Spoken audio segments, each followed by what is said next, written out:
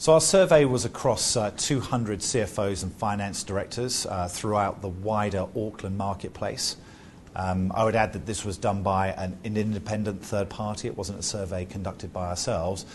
And unlike prior years, we only went to the finance directors and the CFOs to give us a real insight into what's not just happening in Kiwi companies, but also what's happening within the broader Auckland marketplace and the wider New Zealand economy.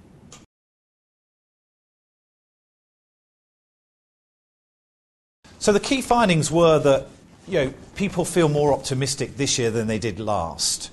So whilst only 13% of people were looking to add to headcount, 79% of people were looking to keep their headcount static, which was a vast improvement on last year.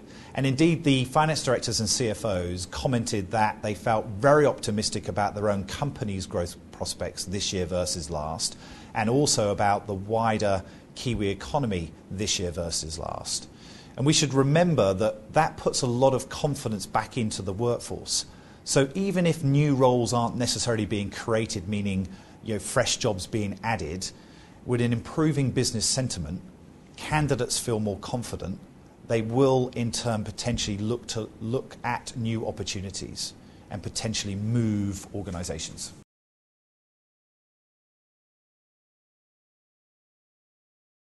So whilst only 13% of people are looking to add, CFOs and finance directors are worried about losing their best people. And just over 50% felt that they were at risk of losing their best people in the first 6 months of this year. That's a pretty high statistic. In terms of where they're looking to, or potentially could lose them to, obviously other competitors locally or even other industry sectors locally.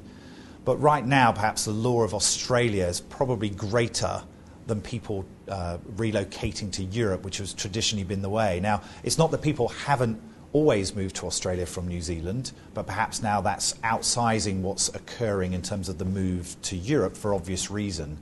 And in particular, if they have sector-based experience in areas like pharmaceuticals, in natural resources-led industries or related industries, that's going to make them very much in high demand.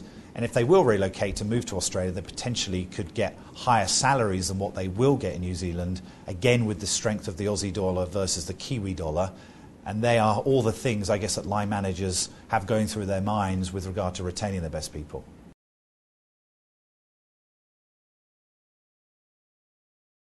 So we are seeing it in certain areas. Principally two key areas. Firstly would be the transactional level. And for a couple of different reasons. A number of those roles were perhaps cut during the economic downturn because there weren't, quite frankly, as many people needed to process data. And as a consequence of that, some of those people actually switched out of the accounting profession, so that somewhat limited the pool.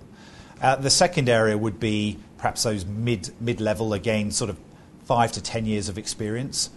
It's probably a consequence of the best candidates being lured to other parts of the world, principally, I guess, by Australia. And let's not forget that many companies have operations in New Zealand and Australia, so lots of people actually move within company, and that's the way that organisations will look to retain their best talent.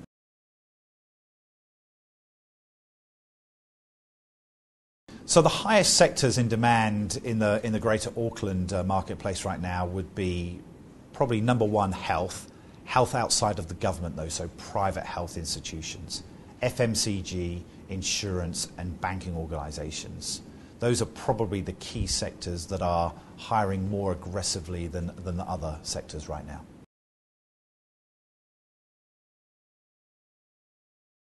So on the whole, pretty good. More than 50% surveyed actually said they were looking to increase salaries, which is reasonably optimistic. Now, that could be a consequence of salaries not necessarily going up over the last 2 to 3 years. Bonuses, it was generally felt, were likely to increase by about 15%. So not as optimistic as overall sort of inflationary-linked salary increases, but nonetheless, the fact that some people are thinking of increasing bonuses, that in itself is optimistic.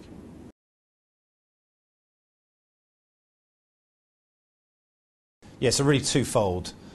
The first would be perhaps, whilst there's a degree of optimism in the Auckland marketplace, it's cautious optimism.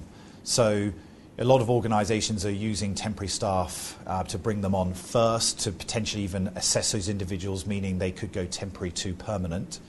And the second point would really be that it is taking a little bit longer now to fill positions, perhaps more in that 5 to 10 year experience level.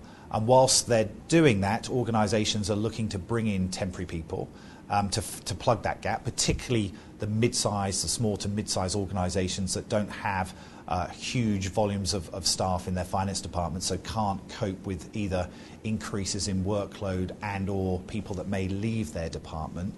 And that in itself, I guess, is creating an increase in demand for temporary personnel, which is all pretty positive. What we're seeing as well locally, though, is that even though an organisation may bring in a temporary person in that sort of 5 to 10 year level of experience with a view to then hiring people, of course they interview the people that they interview, they benchmark against that temporary candidate's actually doing the job. So we're seeing a reasonable proportion of those temporary people go on and get that permanent job.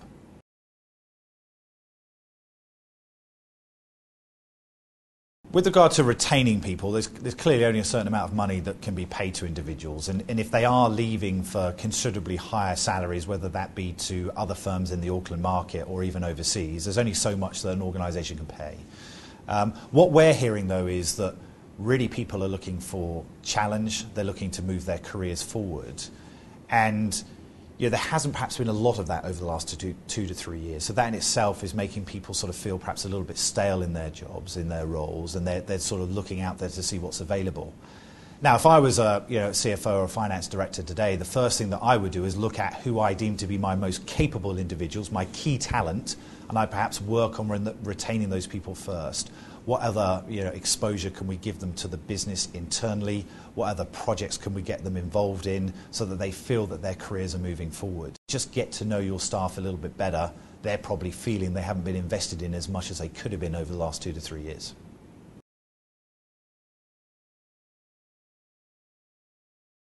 Well, certainly candidates feel more confident in 2012 versus 2011, so that means more of them are probably going to be moving jobs. As to whether or not more jobs are being created, our view to that is somewhat wait and see. We think it will be steady during the first half of the year, and who knows what may happen in the second half of the year. But steady is better than declining. And the fact that there's more confidence means that more people perhaps are going to be moving organisations, either externally or even within. We're hearing certainly from the candidates, they feel more optimistic. They are interested in looking at career opportunities. Doesn't always mean externally. They will very much be interested at career opportunities within their existing organisations as well.